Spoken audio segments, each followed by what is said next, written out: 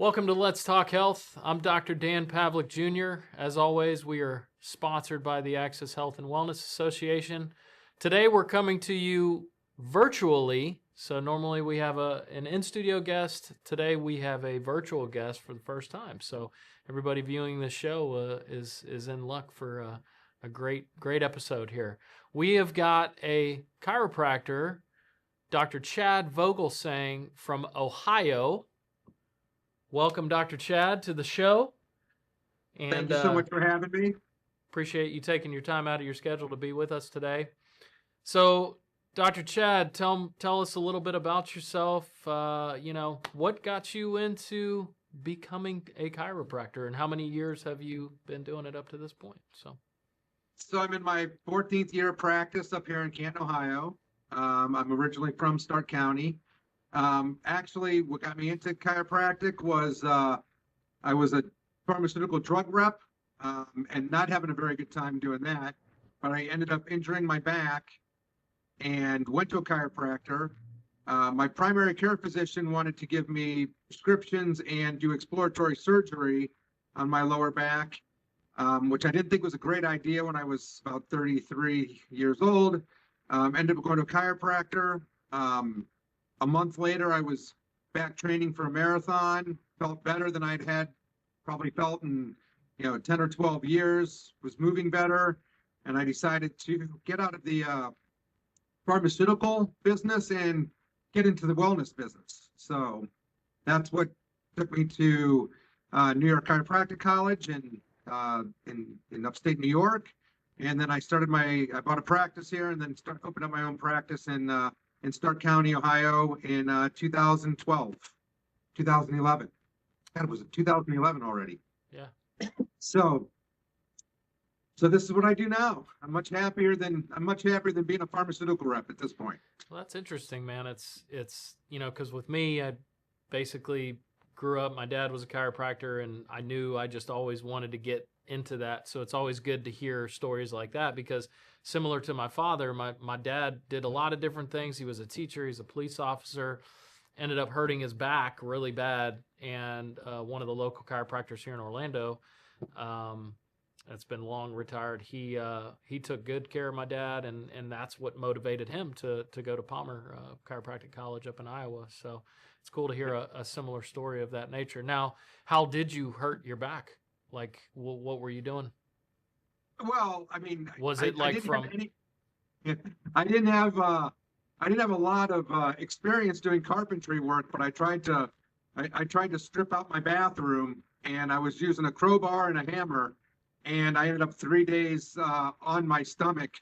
Had to slither down the stairs like the Grinch in the Christmas Story. A couple buddies had to deliver a couple pizzas to me so I didn't starve for 2 days, and ended up getting into a chiropractor.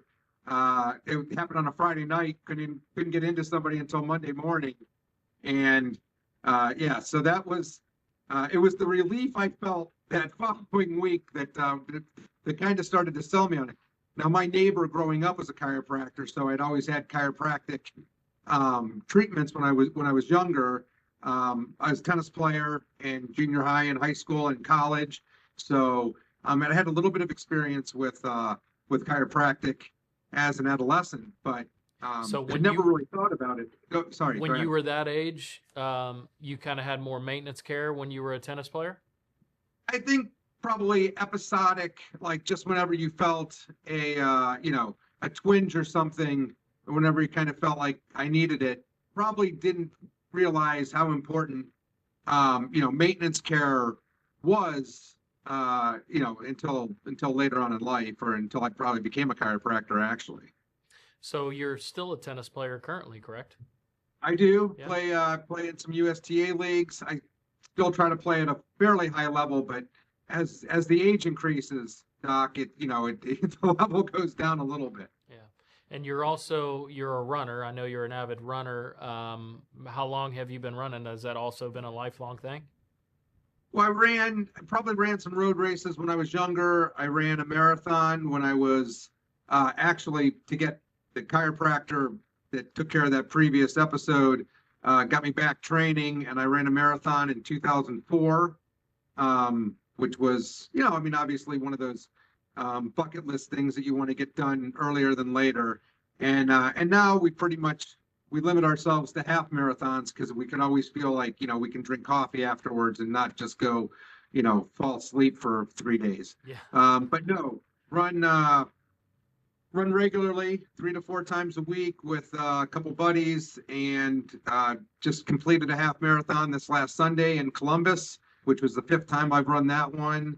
And I think with running, for me especially, it's, health wise, it keeps me moving, but I think just headspace wise, and that's my time to, go hit some long runs, and enjoy moving.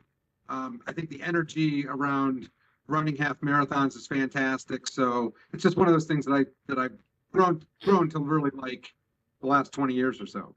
So everybody out there that's watching, that's a runner, what are some of the things that you have to do to take care of yourself to maintain your running abilities like that? I think, I've always been a big gait guy. So a lot of the continuing education that I've done is on gait, making sure that you're running properly, making sure that you have, proper shoes, proper gait. I really love the compression sleeves for recovery, which is important. But I would say probably most importantly, foam roller. I know Steve and I have done a bunch of videos on foam rolling and the importance of foam rolling.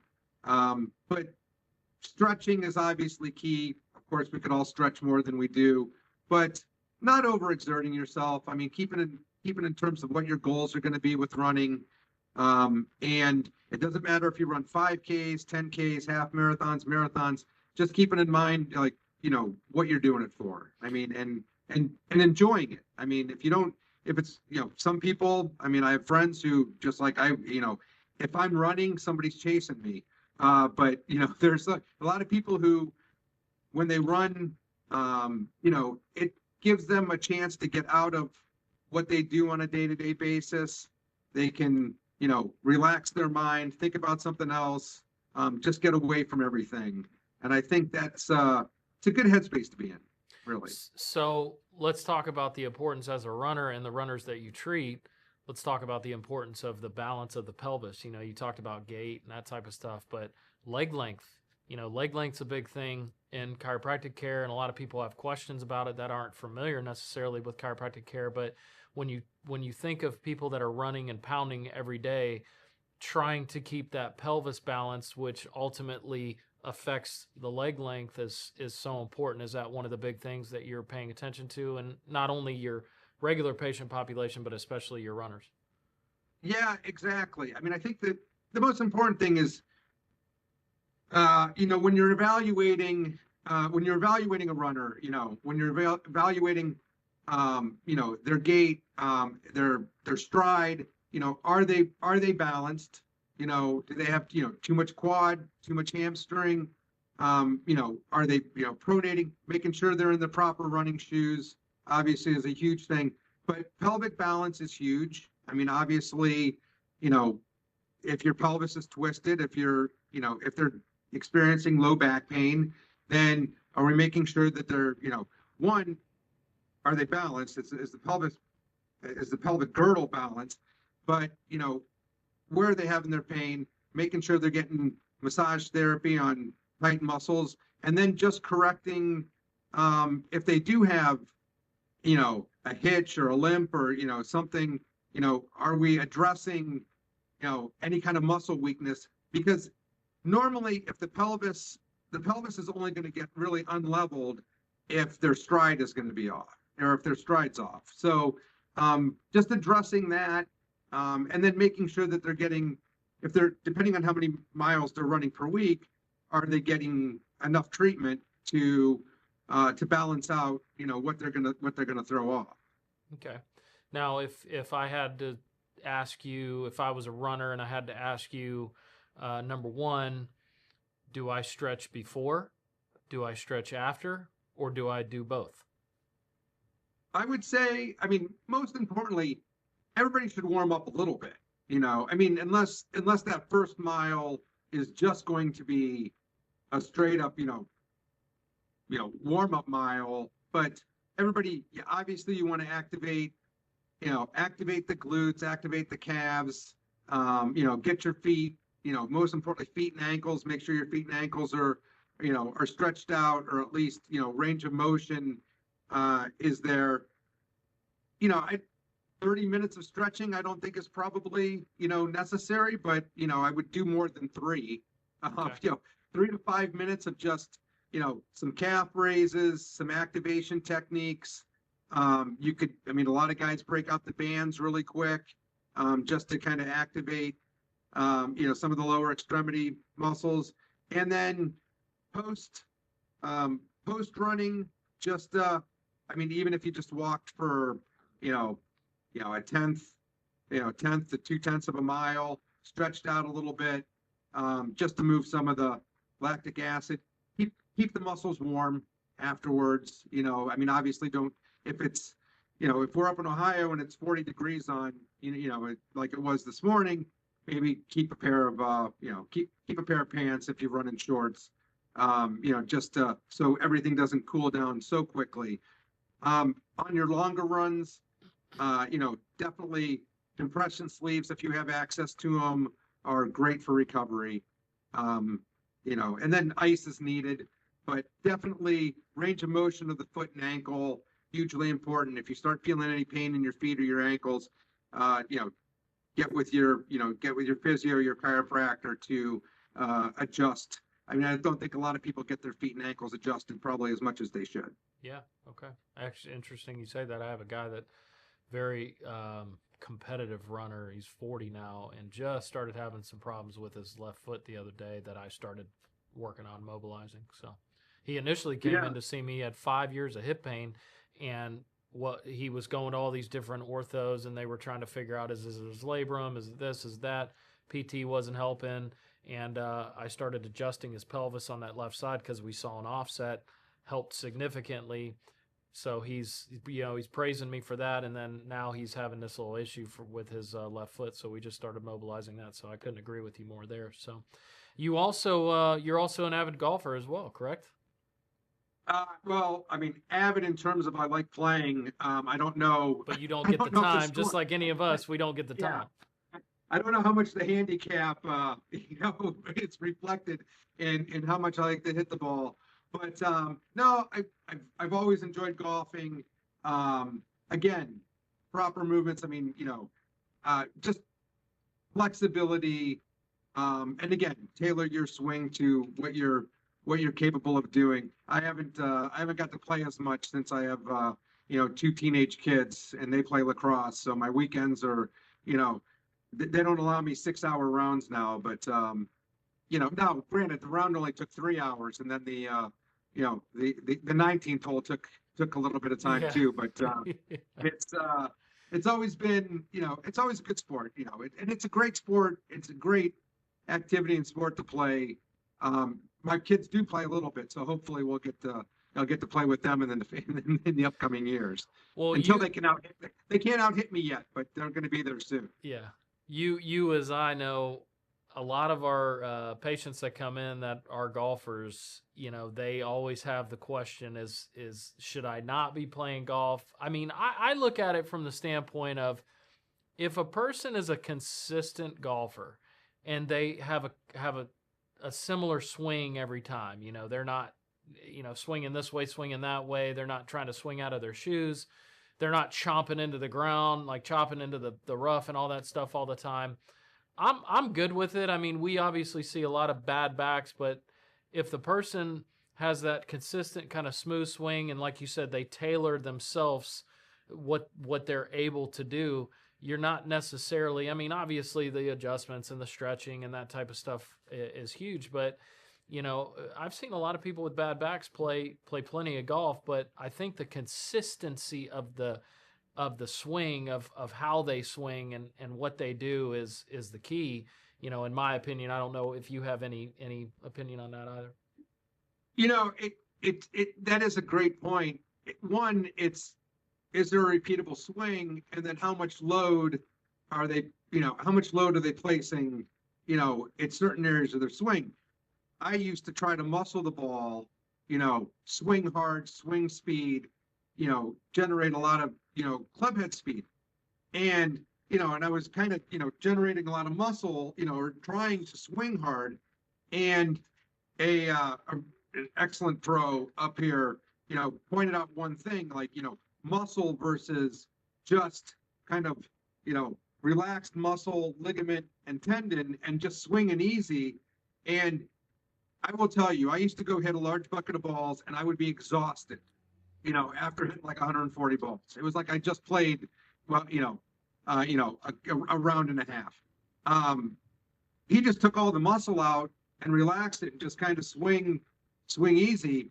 The game became much simpler and much less taxing on the body. So, I mean, I would tell most golfers, don't try to hit the ball hard, because the more muscle you put into it, the more tired you're going to get, and then the less repeatable the swing, and the more load that you exert, or you put on the structures. So if we can keep people swinging easy, then that's easy. It's easier on the body for sure.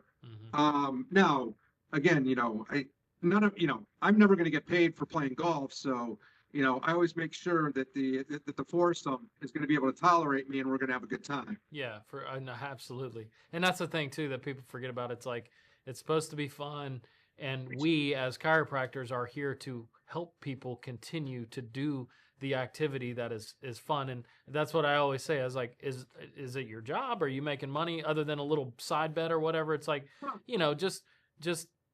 just go out there, have a good time. Try not to go crazy, right? Try to keep it consistent. So, and it always comes down to a putt, anyways. It doesn't really matter. None of us are going to win a long drive competition.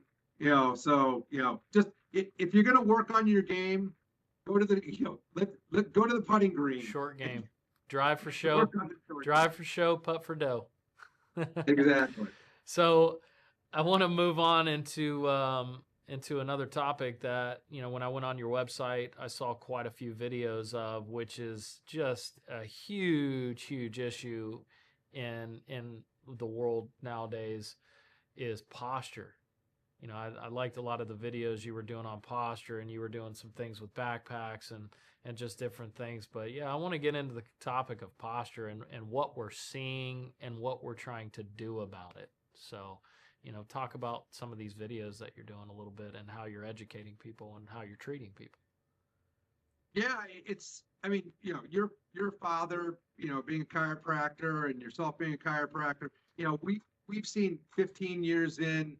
I think historically we've seen, posture deteriorates, with aging and over the years. I mean, we've all been at the grocery store. We've all seen the elderly, they get more hunched and they get more leaned over. Obviously, I think that the sooner somebody finds chiropractic, the better posture they're going to maintain, probably in their later years. But I think what's most concerning now is at least the elderly had good posture, because, they worked, they moved, they did jobs that were probably physical or labor intensive. I think what we've turned into for, over the last 15, 20 years is definitely a more sedentary lifestyle. And then with the advent of smartphones, screens, computer games, gaming, not only are the younger generations more sedentary, so they're not walking as much, but then this change in posture, especially with the neck position.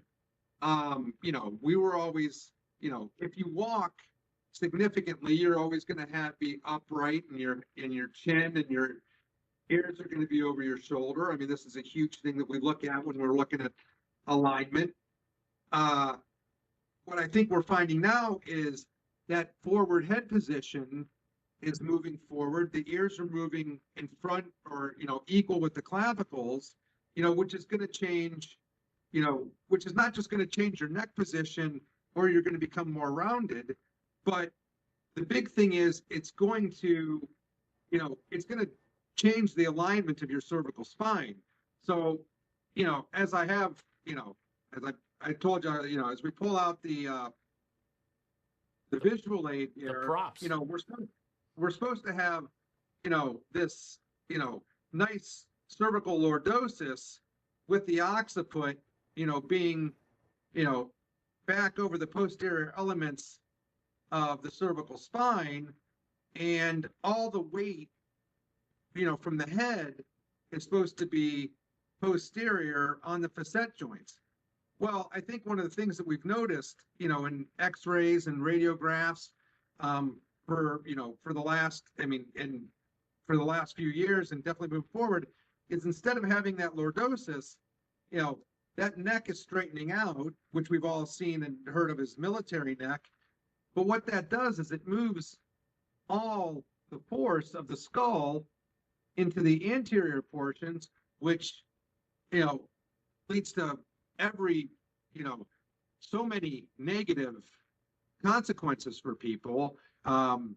Degenerative disc disease, degenerative joint disease, thinning discs.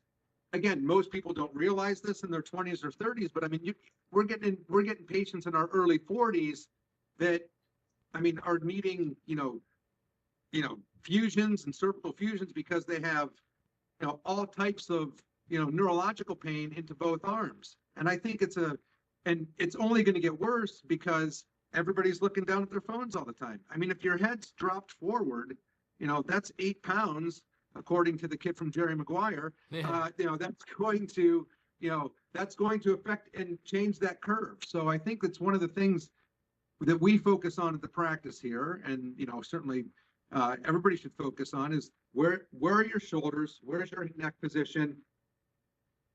Sedentary lifestyle, working at a desk, anterior muscles get way too much work. We roll forward, nobody works out their backs, and so we're unbalanced again. It's similar to a runner who's unbalanced and gets the hip pain, versus somebody who works at a desk and has anterior muscles that are too tight, and they stretch the back and they never work the back muscles. Yeah, we're seeing a lot more headaches with that stuff too, is another symptom, because the scalene muscles in here, the levator scap muscles, which elevate the shoulders. I always use the analogy of, think of the reins on a horse. You're pulling back the reins to pull that head back to stop that horse, right? Well, the reins on us are the levator scap and the posterior scalene muscles. So when your head is constantly in the down position, guess what those muscles are trying to do the whole time?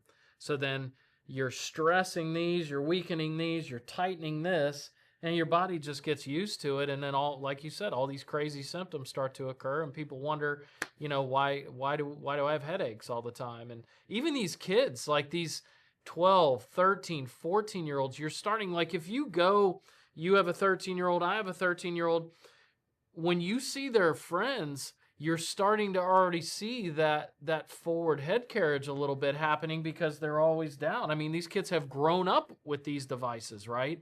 And then when they're 16, 17, 18, that's when those symptoms really start to kick in. When they used to, in our age, group, they did not kick in until probably in our 30s.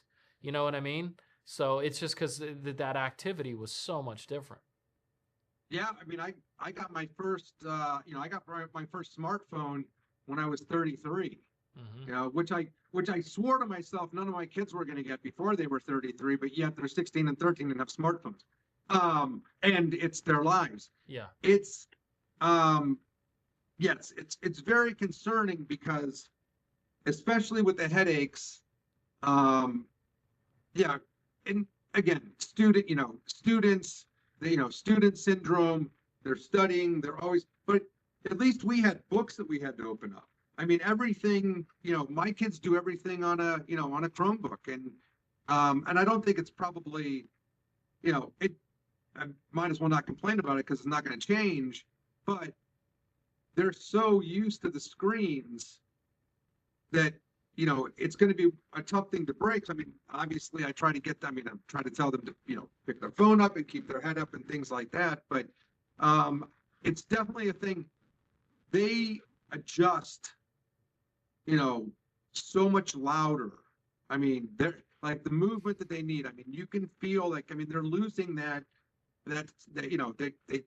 they're increasing that thoracic kyphosis and like you said, muscle imbalance.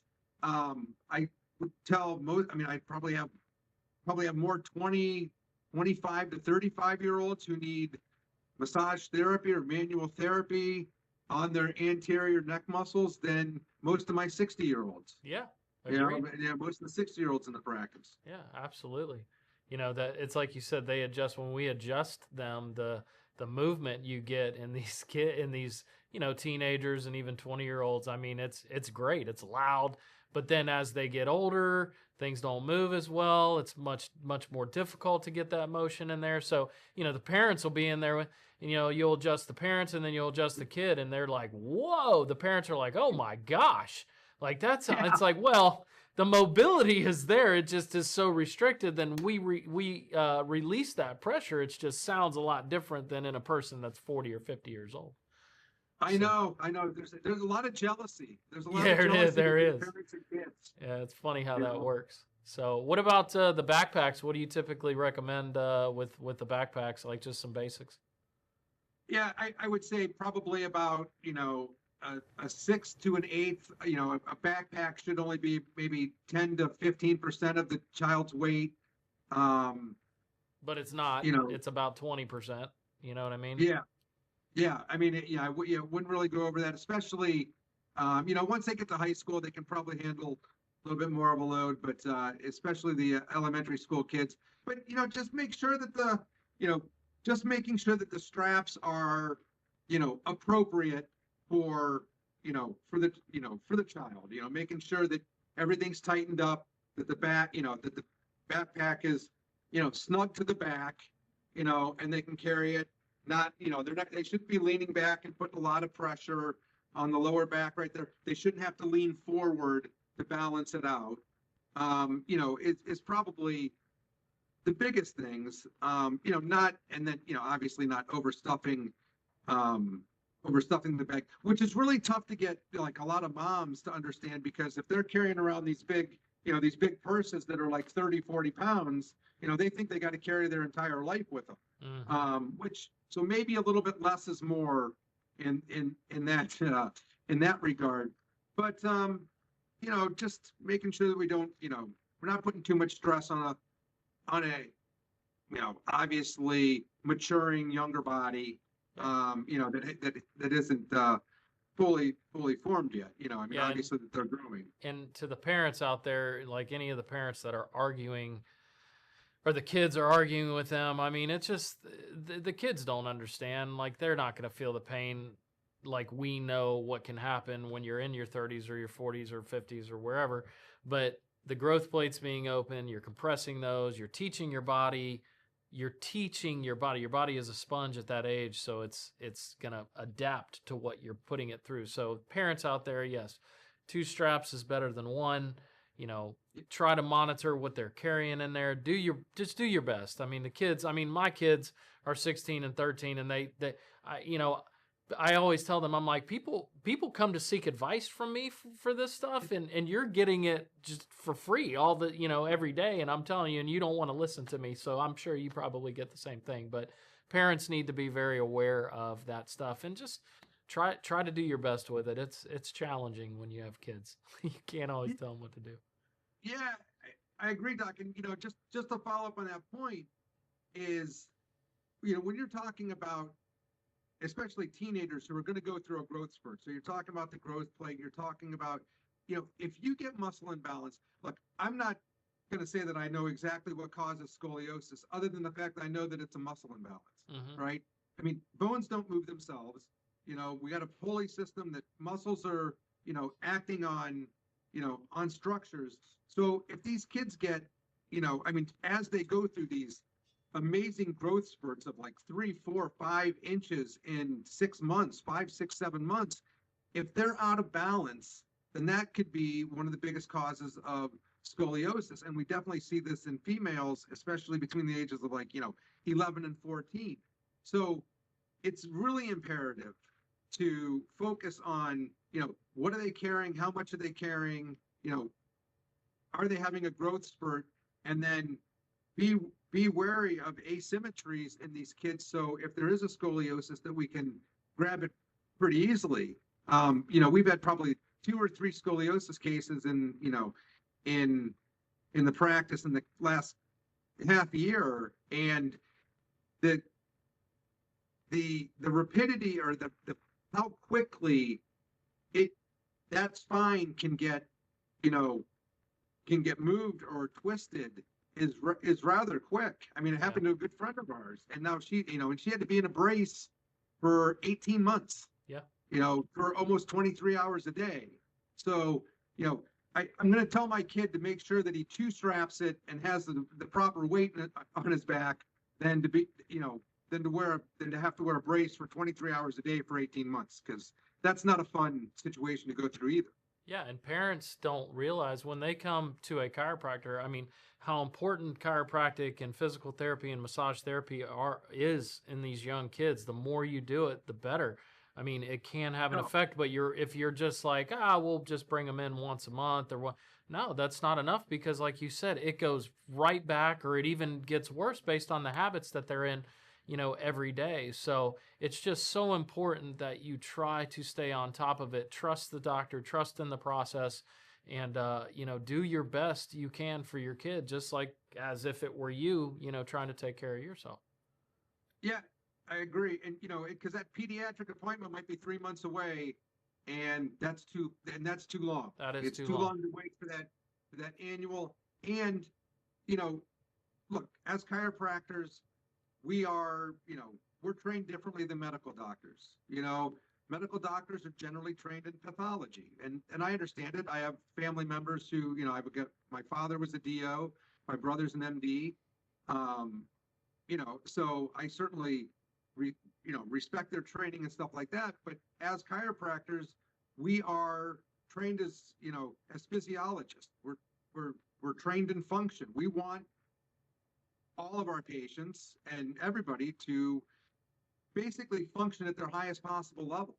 And we're going to do that by the function of how their body's working, and not by what they may be taking or whatnot. So I think it's always important to keep in mind how well somebody's moving. If you're not moving great, then seek out a chiropractor, seek out treatment. If your muscles are sore, physical therapy, manual therapy, massage therapy in combination, I think that we can always get you working a little bit, It all complements one another. And of course, this show, Let's Talk Health, is, I've got the MDs on here, I've got the chiropractors on here, I'll have physical therapists on here. I mean, we all need to work together. We all need to understand what it is that we do and we specialize in, and we can't be afraid of utilizing one another and communicating with one another. So, but great points today. I mean, very informative. We appreciate you being on. We appreciate what it is that you do and the education that you gave to everybody today. Dr. Chad Vogelsang. Chad, give me your email address so everybody knows kind of if they want to see some of these videos, what website can they go to? Yeah, it's Vogelsang. Or not, I'm sorry, your website address, not your email address, website address. Go ahead. Vogelsang Health at, yeah, your website. What's your, how do people access your website? Well, actually, Stephen has that. I mean, we have a landing page. Oh, okay. But there's a Facebook page for Vogelsang Wellness. Vogelsang Wellness. And then, Vogelsang Wellness at Facebook. Okay, there you go. That's kind of what I wanted to know. I just wanted people to be able to access your contact information. Yeah. How do you spell your last name, Vogelsang? It is V as in Victor, OGELGESANG, and we're located in Stark County, Ohio. All right. So, Canton, Ohio. Well, Chad, I appreciate it. Appreciate you and what you do, man. Continue on. Continue doing what you do. So we appreciate having you on Let's Talk Health. Once again, this was Dr. Chad Vogel saying, chiropractor in Ohio, very passionate about what he does, very knowledgeable. And that's what we're trying to bring to you as our audience, to educate and, just tie everything together so that people understand what it is that they need to do and taking care of theirself. So until next week, we will see you next time.